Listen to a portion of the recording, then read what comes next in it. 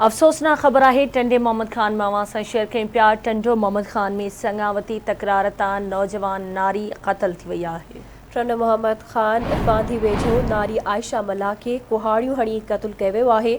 नारी आयशा मल्ला के संदसि माइटनि क़त्ल कयो आहे। इलाइक़े में चोबोल आहिनि त नारी आयशा के संदसि माइटनि ई क़त्ल कयो आहे। टंडो मोहम्मद खान में संगावती तकरार तां नौजवान नारी क़त्ल थी आहे। टंडो मोहम्मद खान बांधी वेझो नारी आयशा मल्ला के कुहाड़ियूं हणी क़त्ल कयो वियो आहे। जॾहिं त इलाइक़े में चोबोल आहिनि त नारी आयशा मल्ला के संदसि माइटनि ई क़त्ल कयो आहे।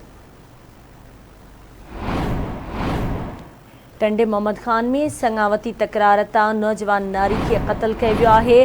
बांधी वेझो नारी आयशा मल्ला के कुहाड़ियूं हणी क़त्ल कयो वियो आहे। नारी आयशा मल्ला के संदसि माइटनि क़त्ल कयो आहे। इलाइक़े में इहे चोबोल आहिनि। टंडो मोहम्मद खान मावा के अफ़सोसनाक ख़बर ॿुधाए रहिया आहियूं त संगावती तकरार तां नौजवान नारी क़त्ल थी आहे। टंडो मोहम्मद खान बांधी वेझो नारी आयशा मल्ला के कुहाड़ियूं हणी क़त्ल कयो वियो आहे।